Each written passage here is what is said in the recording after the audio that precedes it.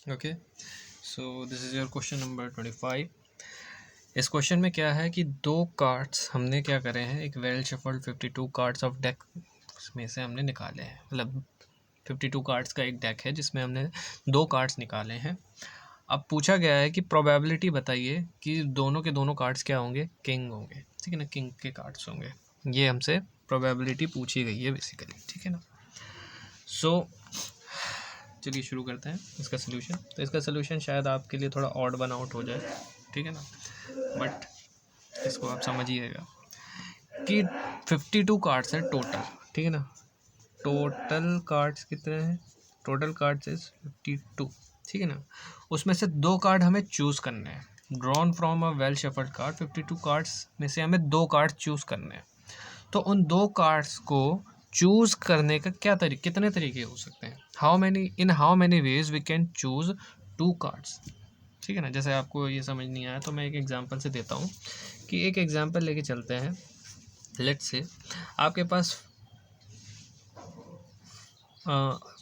3 items है, let's say 3 items आ दिया, ठीक है ना। Item 1, item 2 and item 3, 3 items है। मैंने कहा इनमें से आपको सिर्फ दो चूज़ करने हैं, एक बार में दो चूज़ करने हैं। अब उन दो को चूज़ करने के कितने तरीके हो सकते हैं।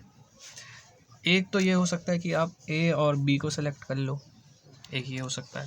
दूसरा हो सकता है आप ए और सी को सेलेक्ट कर लो। तीसरा हो सकता है आप बी और सी को सेलेक्ट कर लो।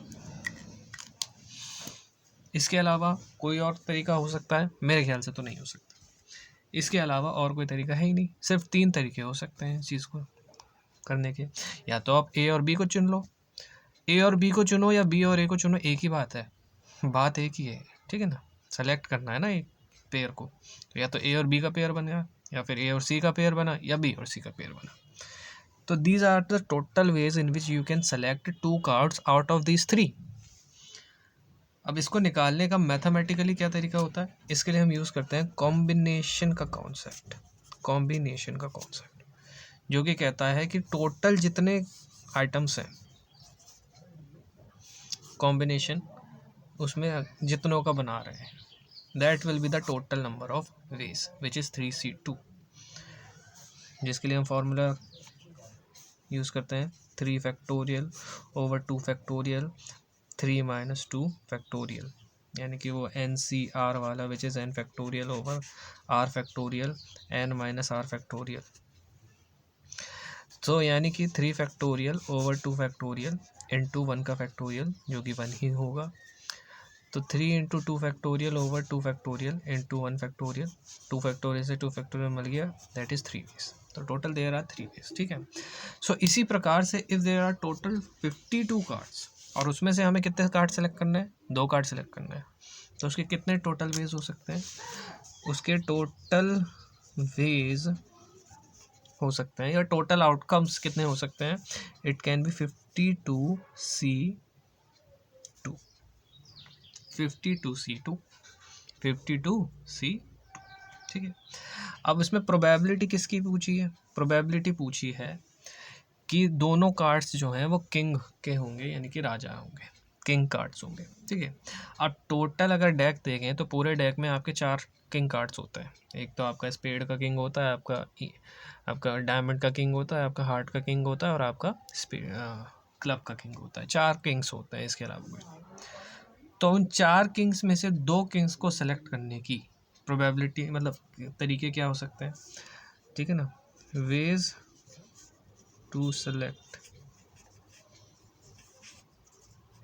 किंग्स कितने हो सकते हैं, 4 किंग के कार्ड्स होते हैं, उसमें से हमें कितने सेलेक्ट करने हैं, 2 सेलेक्ट करने हैं, तो उसके कितने वेज हो सकते हैं, that is 4C2, that is 4C2।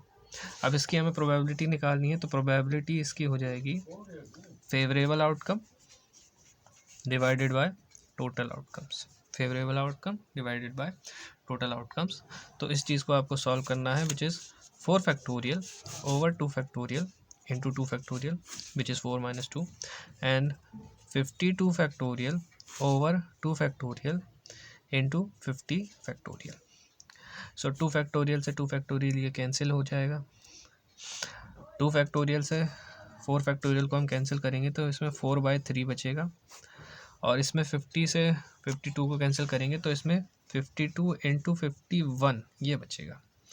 इसको सॉल्व करें तो इट विल बी 4 से ये कटेगा, 4 1 4, 4 3 12, और ये 3 से कटेगा, 3 1 3, 3 7 21, that is 1/13 into 17, 1/13 into 17, that is 7 3 21, 2 7 3 10 2 1. So this is going to be the probability of selecting 2 keys, ठीक है ना। तो यहाँ पे कॉम्बिनेशन का कंसेप्ट यूज़ हुआ है, जो कि जनरली क्या कहते हैं इन सब चीज़ों में होता है। तो आई होप आपको ये क्वेश्चन अच्छे से समझ आ गया होगा। नहीं समझ में आया एक और बार देख लीजिएगा, फिर भी नहीं समझ में आया मुझे मैसेज कर दीजिएगा।